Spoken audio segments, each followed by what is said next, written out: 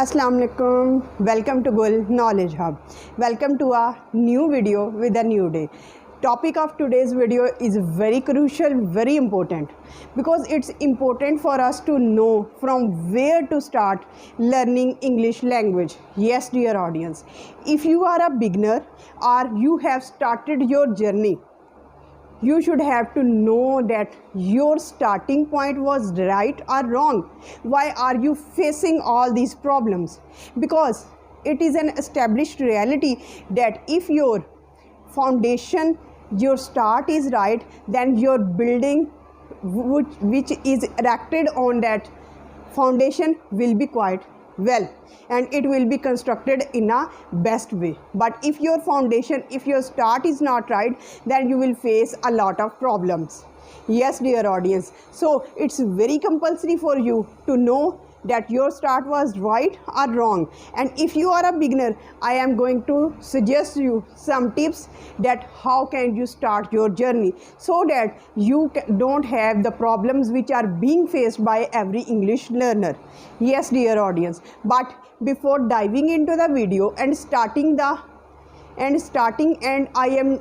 before relating and telling you the tips of improving and starting your English learning, I would highlight the problems which are being faced by the wrong start, by the wrong foundation. Which kind of problems do we face? We face a lot of problems. First of all, we get stuck.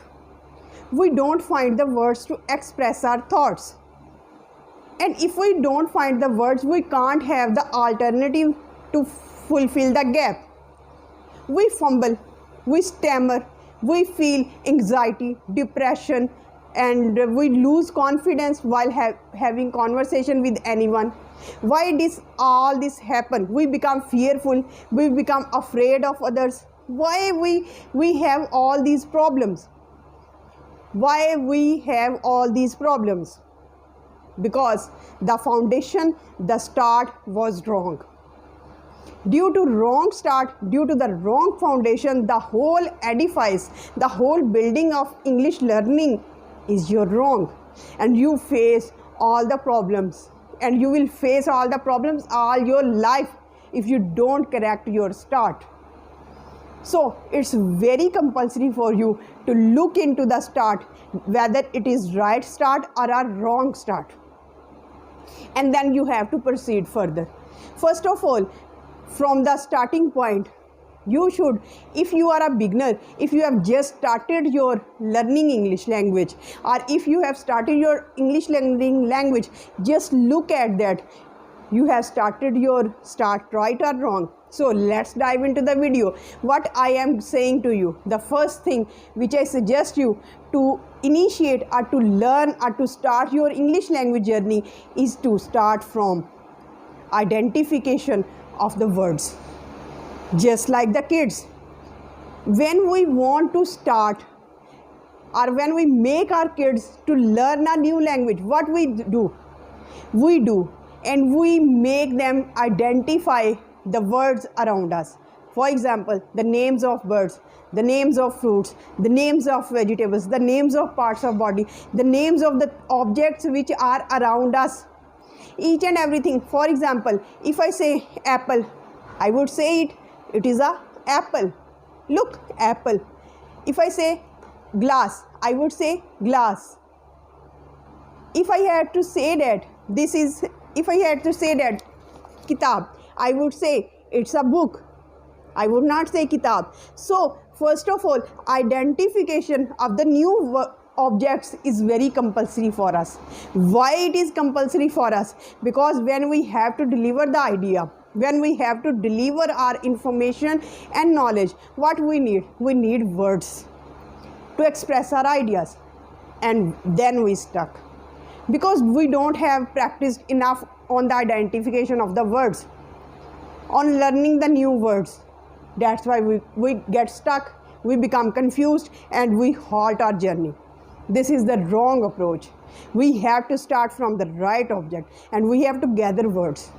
We have to gather new words and learn and memorize them. Whatever comes in front of you, just learn it in English, so that you have enough vocabulary in the form of English in front of you, and so that you can't get stuck while conversation. Next very important thing which I suggest and which I have practiced a lot, which benefited me a lot, and due to which students and learners don't get stuck. Because why we get stuck? We don't feel, first of all, we don't find the words. Second, we don't find the appropriate sentence structure, sentence formation. That's why we feel stuck. And now the problem of vocabulary is solved, that by identification of words and by adding vocabulary, new words into your memory. The second problem of sentence formation, sentence structure, how to formulate sentence, because our education system has taught us to memorize things. We have lot of memory, but we are unable to structure a right sentence, an appropriate sentence which can convey our message. This is the problem and this is the dilemma, due to which we get stuck, due to which we become confused, due to which we are unable to express our ideas. We just become dumb and silent. Why we become silent? We should have other alternatives, but we don't have other alternatives. So the best thing to solve this problem is that you have to, in your initial stage, it's compulsory for you to translate from your native language to English language. Translate the exercises, solve the exercises. What would be the benefit of translation from your mother tongue to English?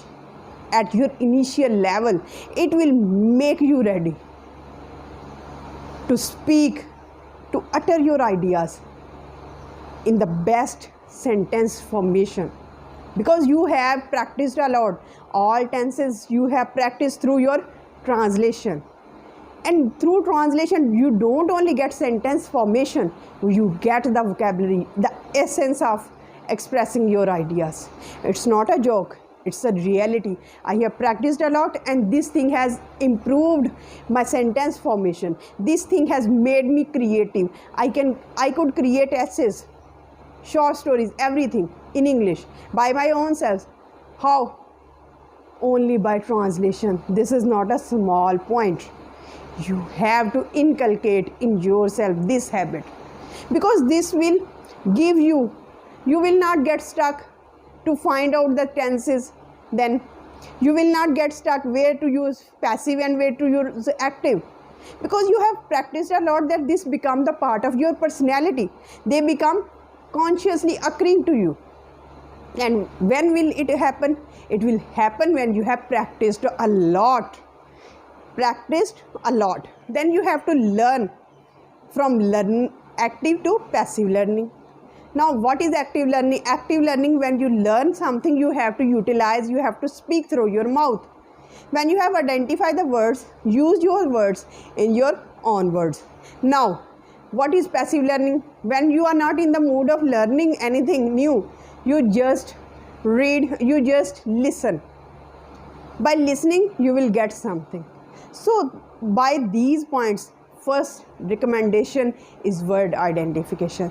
Second recommendation, the strong recommendation from me to give a good start, a healthy start, which will not give you the problems of such kinds, is translation from your mother tongue sentences to English language sentences. These tenses will occur, these tenses from present to all 12 tenses, and all other uses you have to practice a lot at your initial stage, so that you can't find any difficulty in the later stages. And this problem of how to think in English will be solved, because you have practiced a lot in the past, and now you will be in the position where you will not sort the ways how to think in English directly. You will think directly in English because you have practiced a lot. There are so many sentence structures in your heart and in your brain. There are so many words in your brain and heart, and this will help you a lot to accumulate, to gather the vocabulary, the methods, the sentence structure, the sentence formation, the tenses, the uses of different tenses, how to use that different tenses in different situations. This is very beneficial. Don't ignore it. Till the next video, stay happy, stay blessed.